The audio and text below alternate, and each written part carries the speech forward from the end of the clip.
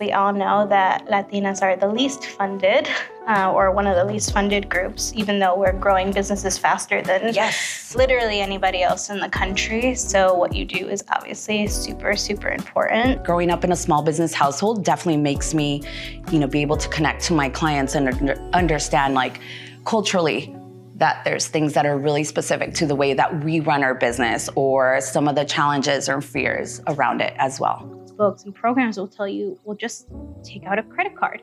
Yeah, or I don't have a social security number. Right, and that's it, right? Once we realize that we are becoming the people that we needed when we were going through something else, I feel like that's when it all starts to click together. Even though I spoke Spanish, I didn't know business Spanish. And then I was also teaching to a community who their first language wasn't Spanish. It was an indigenous language. I always tell my clients the best salespeople are the ones that you don't know who are selling to you. I want to continue to help our community and help Latinas make more money. So that's what's next. It's just continue to amplify the work. I'm so excited to welcome my friend Viridiana Ponce, a Latina business consultant and finance expert, to Auténtica today. Hi, Viri, how are you? Contenta to be here. I'm so excited to have you. Do you think that you can tell us a little bit about the work that you do? Yeah. Of course. So I'm a business consultant and I work mostly with Latina women who are in the food industry. And I focus on financial literacy, access to capital, meaning I help my clients get funding so they can turn their dreams into a reality. Very important, because we all know that Latinas are the least funded, or one of the least funded groups, even though we're growing businesses faster than literally anybody else in the country. So what you do is obviously super, super important. So what inspired you to do this kind of work? So my origin, so where I come from, I'm an immigrant from Mexico, and and when my mom and I first came to the United States, my dad had a business. And so that just meant that I grew up in a small business household, answering the phones, helping my dad out, helping my mom write out the invoices, helping my mom add more money to the invoices because my dad would always undercharge. And so, growing up in this small business household, that's what I knew, business.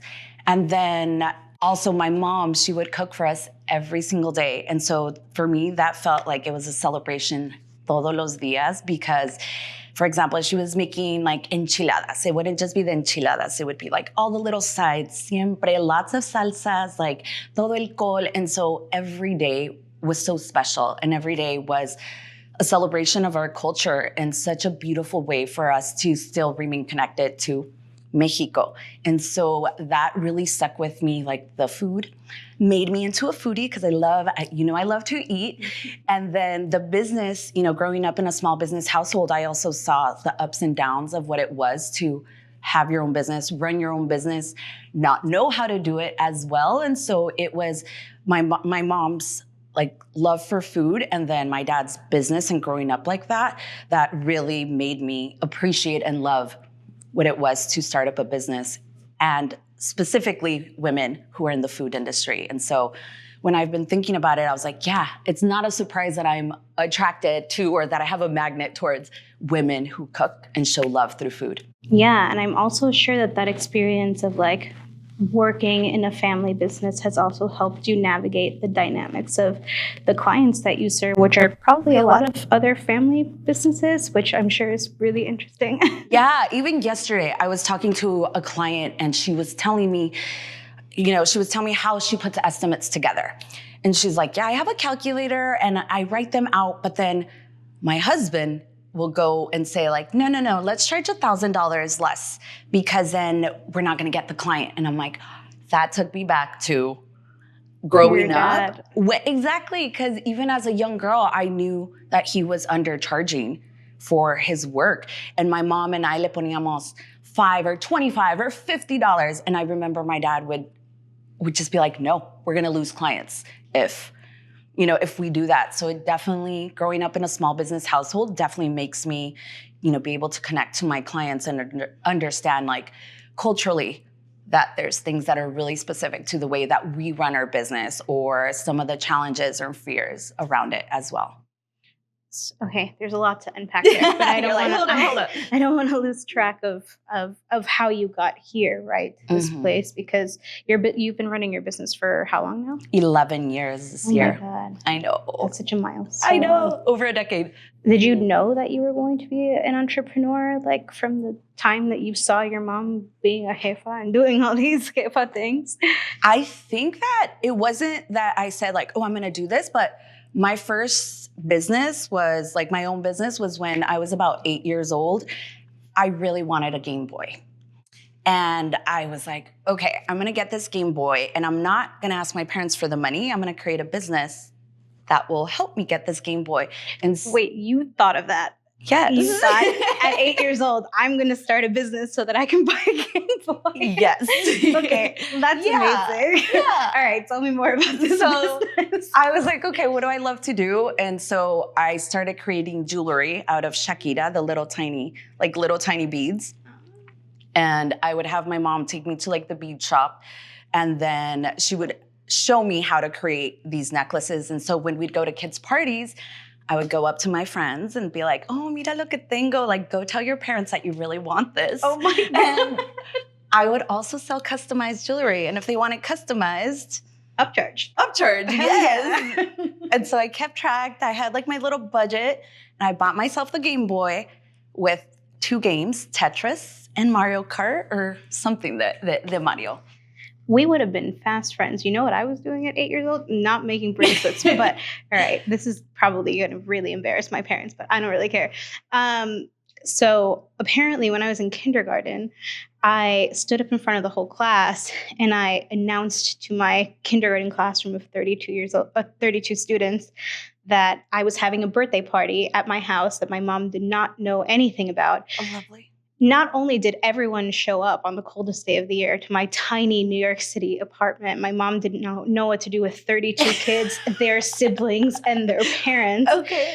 But my mom was so impresionada with all of the gifts that I received because apparently I hustled these poor 6-year-old boys into telling them, if you get me this gift, then you'll be my boyfriend. So I had them, I love they had a contest of like, I think I told them whoever brings me my favorite gift gets to be my boyfriend. And they all got me everything that I asked for. So we would have been hustling. Oh my, I love it. At 6 and 8 years old. I love that. Oh yeah, because I would try and convince these girls that they really wanted customized instead of what I had, or to do both, right? Because they could take home what was made. Well, this just goes to show you that our entrepreneurial stories started way, way earlier than probably we ever imagined before this moment right now. Yep. Okay, so after your hit that was a bracelet business, what happened after that, after the Game Boy? Yeah, after such a pivotal moment in my life, right? Game Boy. So after that, let's see, I started helping my dad out with like QuickBooks, probably at like 15. So I always had this like love for numbers, y se me facilitaban. And so I really started like really getting into like numbers, finances. And so I went on to study business when I was in college.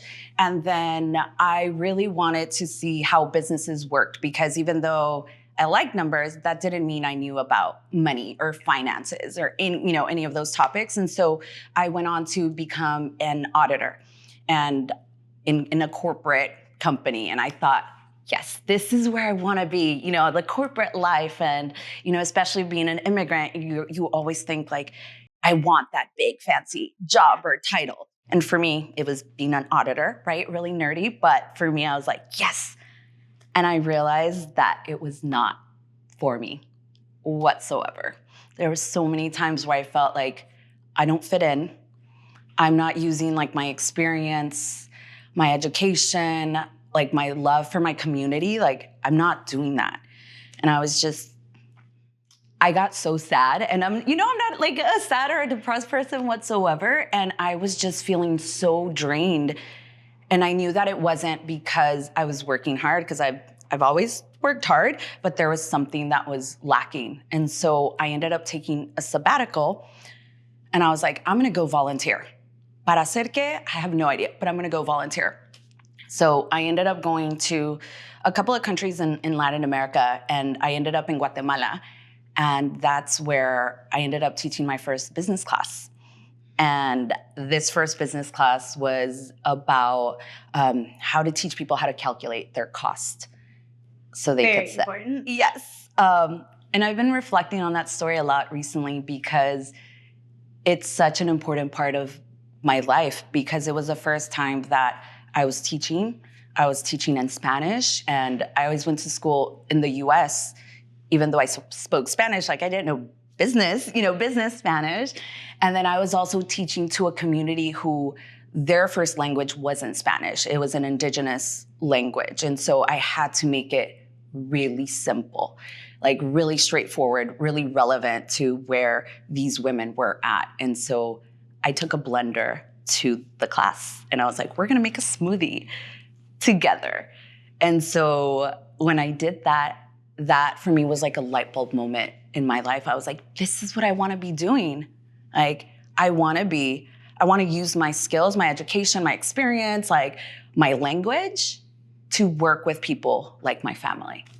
Wow. Yeah. That's so cool. Do you have any specific memories of when you were teaching that workshop that was kind of like your big aha moment where like a little light bulb went off in your head and you were like, oh, this is it. This is what I want to be doing with my life? I don't know if right now I can think of like a specific moment. It was more so that like the series that I did, and just seeing the people's like faces light up and being like, oh my gosh, that's simple, or that makes sense. Their aha moments were your aha moments. Yes. And at the end of this, because it was a couple of classes, maybe like 3 or 4. And later I found out that it was for the Ministry of Economics of Guatemala. And I hadn't even known like who I was volunteering with. I was just like, I want to do XYZ. And so after this series, I was like, oh my goodness, this is beautiful. Like, and just seeing them, that they were going to be able to use this practical information for me, it made me feel like, yes, this is the right direction and what I want to do. How? I didn't know at that time. And it took me maybe 10 more years to get back to that point. But yeah, it was a moment where I was like, there's something here. This is what I want to be doing with my life. Wait, so then that was how long ago that you were teaching that workshop in Guatemala? A really long time ago? I don't know. Okay. Like, different question. 2009. I think 2009. Okay, so then after that, you went back to being an auditor?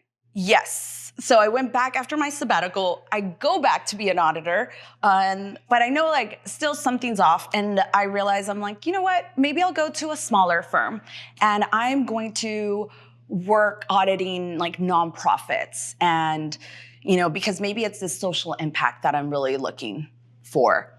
And I did that, wasn't a fit. Then I went to work at, I think, a nonprofit hospital, working as a financial analyst.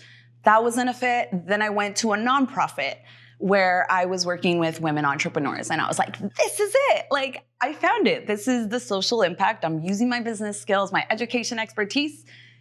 And then the organization went bankrupt. Oof. Yeah. And this was in 2014. And I was like, oh my God, I thought this was it. And it wasn't it. Obviously, it wasn't it. It's really like, I feel like like Goldilocks. Like, you try this, it doesn't work. And you're like, this one doesn't work. And I was like, I tried corporate. No. Tried nonprofit. No. What do I know? Like, go back to the beginning of what I know. Business. And so that's when I was like, it's time. You're like, it's time. Like, there's no more escaping it. Like, this is where you're meant to be. You are the master of pivots, my friend. That's probably why we get along so well. It's so interesting.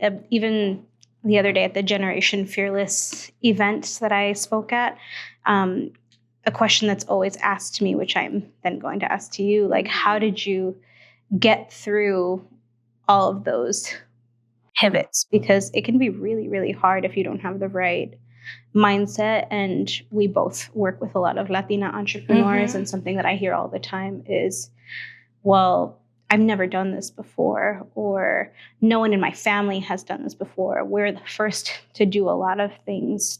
Did you have any of that stuff going through your head? Absolutely. Yeah, of course. And it does make me think back of like me even being on my bed and being like, what am I doing? And just really questioning, like, I really questioned what skill sets I had. Like, are you kidding me? Like, I had so many skill sets. I went to one of the, the best universities in probably the world. Like, and I was like, how are you questioning yourself? So there was a lot of moments, and I remember being in bed and just being like, no sé qué voy a hacer. Like, what skills are transferable from being an auditor, then working at a nonprofit, and what am I gonna do? And also the uncertainty of like, what am I gonna do with this? Like, because sometimes like, okay, you're gonna start your own business. What the heck does that mean? And so I definitely had some difficult moments, like where I was like battling myself and really questioning myself. And so what I ended up doing was, what I always do is like, okay, let's get a plan going, right? Like, let's write these things down. And so I started working on a plan, which was a business plan, and a really short one. And I found it the other day, and it was really beautiful because I would love to see it. I know. I saved it because I was like, qué bonito, right? Like, the mission is the same. And that's to work with my community, to provide resources and be a resource to my community. Now, the services aren't all the same, but I think the why, that has always been the constant. And so I think that's what really just kept pushing me forward. And then also recognizing that there's so many skill sets that I have. And I've done so many things that I'm proud of, and that I could transfer those, and that I was being the person that my family would have needed when they were running their business. And that's it, right? Once we realize that we are becoming the people that we needed when we were going through something else, I feel like that's when it all starts to click together. Yeah. Like, that's how my business came about. That's how the book came about. So everything has come about. So that's really special. Do you remember who your first client was and how you found them, they found you? Yes, I do. So what I did was that I remember that summer so the organization went down, I think in April, and I decided I was going to take some time off, and I traveled a little bit. And then that summer, I was in planning mode. And I didn't know exactly what I was doing, but I knew it had to do with like business and finances. And I started telling everybody that I knew. And I started attending all these food events because that's what I loved. And then I started attending all these like business workshops and telling people like, I'm starting my business. And then when they're like, when? I'm like, September. September. And it was very strategic because it's my birthday month, right? So I was like, in septiembre. So I was like, okay, I've got this deadline. I've been telling people, so I got to get my act together. And so I started putting together like a little pitch deck, like the services, and then just sharing it with everyone, Hasta que una señora que se llama Viridiana, she's like, I have a friend who could really use your help in finances and in business. And I was like, okay. And so I like practiced my pitch deck, and then practiced like what I was going to be, pitching to her. And then I did my first like client pitch, and she was like, yes, I want to work with you. And so I ended up helping this client move from, she was doing catering, then she moved to her own manufacturing company and expand her business, like get her finances in order. And she's got a really successful business. Oh my gosh. So what was one of like the main strategies that you used to grow your consultancy from there? You were like, all right, I got this first client, like I'm doing a really good job. Now I have a case study, like getting a testimonial. And then what did you do from there? Because so many people don't know how to get started and take that, what happens after that first client? Yeah, first of all, I was doing like a million other jobs in the meanwhile, right? So in the morning, I was working at the tiniest little coffee shop ever. It was probably like making coffee really early in the morning. And I'm not a morning person, but I was like, I have to do it. And then at nighttime, I was working at a restaurant as a host and a manager because the money was really good. And so in between that time is when I was doing a lot of networking. So I think in a lot of like community building. So like I said, going to a lot of different like workshops, small business events, researching a lot. Like, I love to prepare and sometimes I over prepare, for things. But for me, that's something that keeps me like really grounded and makes me, feel confident. And so I was researching a lot about like challenges and how I could be a really good resource for my clients. I think I ended up taking a course on QuickBooks también so that I could, be a certified QuickBooks expert. And speak the same language, right, that my clients were speaking. So I did a lot of professional development. I did a lot of community building. And then during that community building, I was also doing like informal research, right? Like really understanding what did these small businesses need, right? What were their challenges? And then identifying how I could be of a resource. And so it was like this mentality shift of like, I have that expertise. Like I can be of use to them and seeing how I fit in to their business. And so it was a lot of, I guess, lead generation that I didn't see it as lead generation. Yeah, because it came natural to you, which I always tell my clients, the best salespeople are the ones that you don't know who are selling to you. Yep.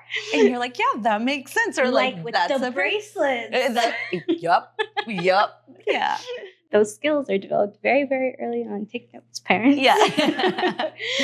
So let's go back to something that you said, because I want to talk about the challenges that you've seen your clients go through, like the main ones, because I've definitely noticed that a lot of my Latina, a lot of my first gen clients all go through the same thing. It's a lot of mindset stuff, but it's also a lot of, because most of us are doing this like for the first time, or if our parents were entrepreneurs in a different country, things are obviously different here, and also it's different times, right? So business is run very differently. Now, what are some of the top challenges that you see your clients go through, and kind of how have you helped them start to navigate these things? Yeah. Ooh. A lot, right? We could do a whole let's do podcast. 2 for now. Perfect. Thank you for that. You're like some parameters around this. So one of them is that finances, right? Like a lot of them tend to avoid finances. And there's so many reasons, right? Like a lot of times we're not taught, right? Even though I grew up in a small business household, like I didn't know about finances. Like that was a skill I had to develop. And so I see that a lot of times people run away from them, or that because they want to be an option, like the cheapest option for their clients. And we think that charging the cheapest is going to get us more clients. And that's how we're going to build a business, that we undercharge. And then what happens is that means that we overwork. And because we're not looking at our finances, we're not seeing that we're not profiting. Right. And so I think it's like those are 2 main challenges, where one is like this mentality of we have to be the cheaper option. And I think it also comes from, because so many of us are immigrants, that we a lot of times start as workers. And obviously there's nothing wrong with that whatsoever, but that we don't see ourselves in this position of we could be the CEOs. We are those jefas. And so we undercharge. And then we're not looking at our finances. And so we're not seeing in reality what's going on. And we're not making money. And we're busy and we're busy and we're busy, but we're not growing. And so we're like, nos estamos manteniendo, like right below. So those are, I feel like, 2 main challenges that I see really, really often with my clients. Yeah. And it's all kind of a result of money trauma at the end of the day. Like I took this trauma of money certification class, and it talks about all of that, like the undercharging, the avoidance of looking at our bank accounts. Like we just magically think it's gonna all come together until it doesn't, and our cash flow is off, and so all of these things are really, really important, because I always say we can't grow without knowing what is going on, what's coming into the business, how we're making money, what's going out, how we're spending the money. And especially, I mean, I work with mainly a lot of like other coaches and consultants, but with product-based businesses, with food-based businesses, there's so many added things that you need to think about. Like, do you feel, how do you finally get your clients to break through that mindset? Because that can be really hard of like, hey, you deserve to make money. It doesn't have to be that hard. Like, how do you break through?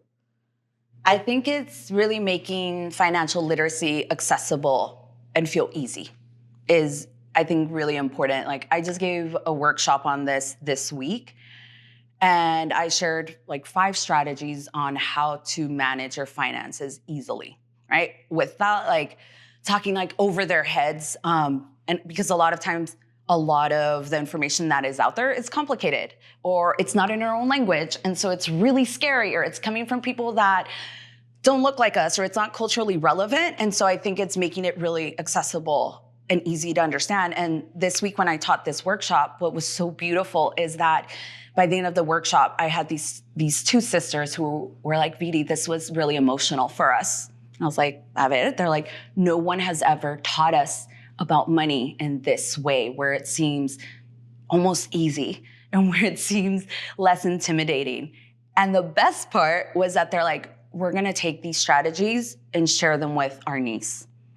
And for me, that right there was like, the best feeling ever, because now they're passing it along to their family members, to the younger people. And I feel like that's really helpful, that if we start listening and learning about these topics when we're younger and start making it something that's not so scary or something that's not for us, that could be really helpful. And so one thing is making financial literacy easy. It's also me teaching my clients how to read their financial statements so that they can make decisions, where a lot of times people think they're like, oh, I have to know math and a lot of calculations, and I know how to put, I have to put together a P&L. I'm like, no, you don't. Like, you don't need to know all those calculations. There's programs, there's systems, there's technology, there's experts that can help you out with that. You need to know how to read your financials and how to interpret that. So it's me teaching them how they can do it, how they can make decisions, and then also showing them how to price their products. And once again, doing it in a really simple way, not using like percentages or anything like that. Like, it's making it easy and making it relevant to why they need to pay attention. Well, the cultural relevancy part of developing business resources also super, super important, I think, because at least for me, I knew when I was first starting out and I was reading all these business books, I would read them and read something like, well, my dad gave me $1 million and starting a business is easy. And I'm over here thinking, my dad makes $15.65 an hour. I don't think he's going to be giving me any money. And I feel like, especially when it comes to talking about finance, people who are teaching these programs and developing these resources aren't always super careful about acknowledging that not everybody comes from the same starting line, right? And so a lot of the times these business books and programs will tell you, well, just take out a credit card. You're like, or I don't have a social security number. Right. Like, or like take out a business loan, or get money from your friends and family. And we're over here like, well, you're like, that's not even like, it doesn't even fit into my language, or yeah. And so I just feel like what you're doing is so important because of that. And you actually brought up something that I was going to ask you about next, which is, I think the way that you're teaching these tools and empowering people to teach the next generation is so important. Has your mindset shifted about business and teaching finance since you are a new mom? Yeah. Oh my God. Absolutely. Yes, absolutely. And like it's made me expand, right? Like my thinking of what I can do with this because of my daughter, Sophia.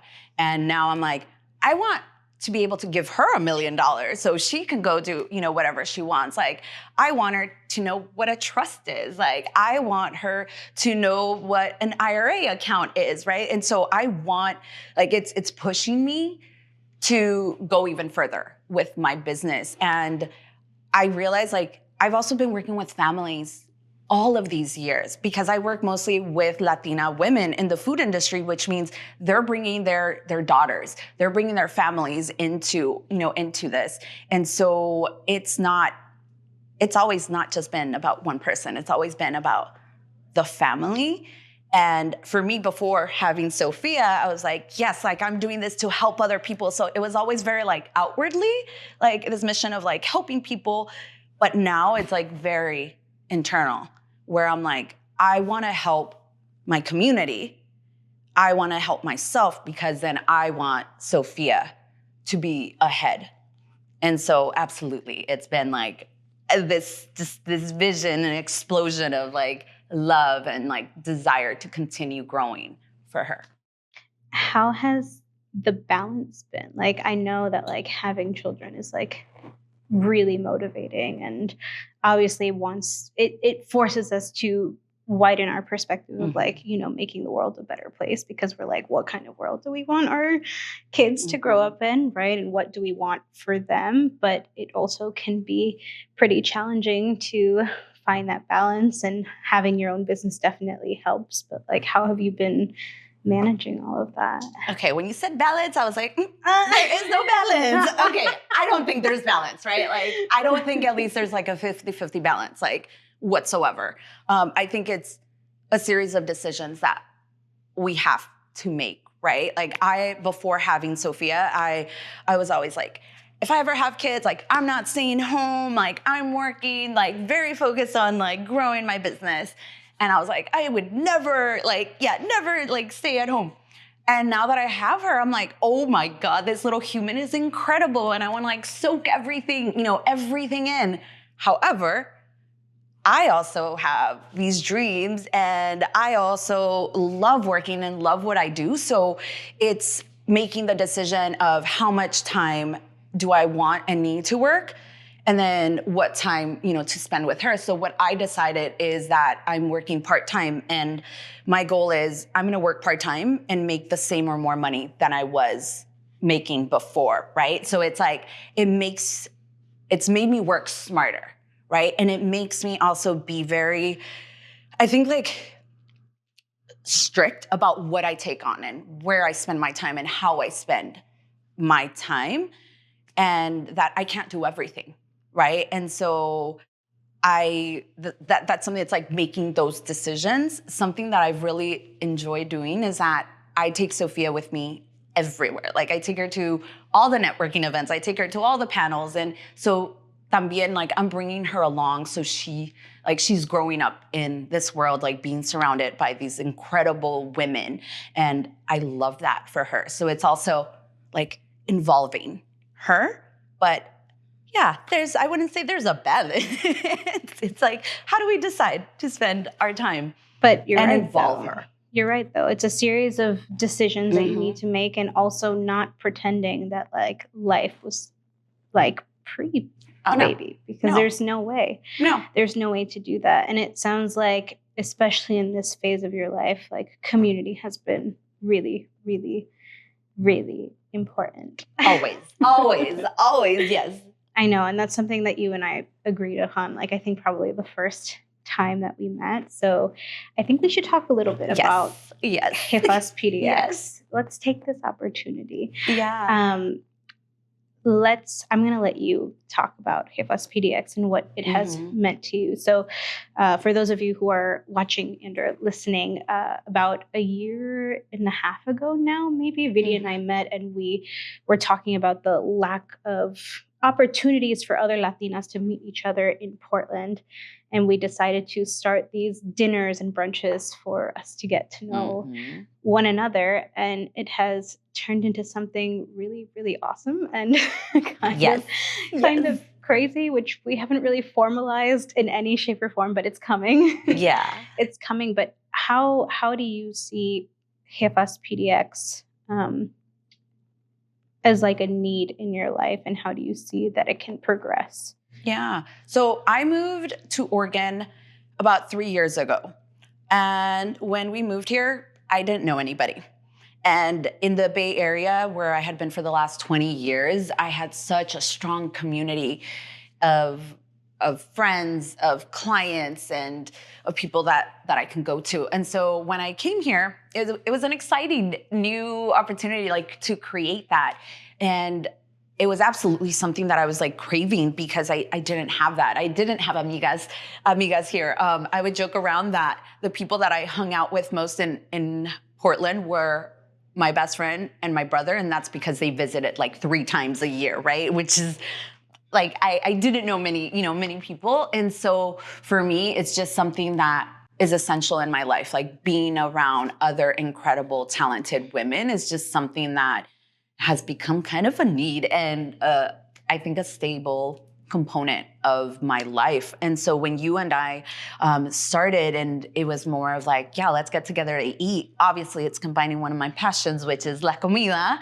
And then, yeah, getting to know some incredible women. And so now it's become part of, I think, our lives, right? And like a go-to. And what's beautiful is that we've become a resource to one another, that we've become really close to, to one another and to the other jefas that are part of our groups. And we've been on like each other's, like podcasts or workshops. And it's been so beautiful to see.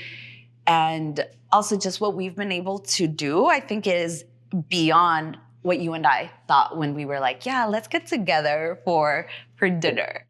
Let's be real. I think we both knew, but we didn't want to get our head probably. Okay, probably. Well, it's smart, because then we're like, okay, let's take it slow. And then let's see where this can go. And I think we still may not know where it can fully go, but it's becoming into this incredible community that what I love también is that there's other like organizations and companies that are starting to take note. It's just really nice to feel like you have like just like a bunch of primas or hermanas around you. Yeah. And the WhatsApp group, I think, that we have now has like more than 60 Latinas in Portland, and we're just constantly messaging each other. Beautiful. In there, like, who wants to go to lunch, who needs this, right? And for me, in New York, I didn't really have a lot of family, but I would go back to Mexico every summer, and I have 8 million different cousins that I grew up with that I'm very close with. So for me, like, we have a Club Primos WhatsApp group, which is pretty amazing. And it's kind of like the same feeling, right, that I'm getting going to our brunches and having our WhatsApp group. And I feel like that's so hard to find for a lot of us, that real, like, they're not trying to sell me anything. I mean, if it happens naturally, great. I'm happy but for all of us. But there's an ease to this. Yeah, and like, it's really just like, hey, we got you. And that's just been really incredible to see form and also feel a part of, because I feel like we've both been community leaders for most of our lives, and it's nice to feel like yes, we're leading and facilitating a lot of it, but also that we all have each other's backs. Same. And also how cool that Sophia and now Jefecito gets to grow up with that. So that's really, really, really exciting. And I also think that Sophia is going to grow up and be able to say, my mom is such a badass. Yes, she will. Such a badass. And, that's a really cool feeling too, because it's not fun to grow up and wish that your mom had chosen herself, even though she dedicated her whole life to you, or at least that's how I've felt a lot of the time. My mom gave up a lot to be here and raise me and my brother. And she even said it when she met you. I'm going to put her on the spot now. And she said, I'm so impressed with Viri and how dedicated she is to her daughter, and also how dedicated she is to her business.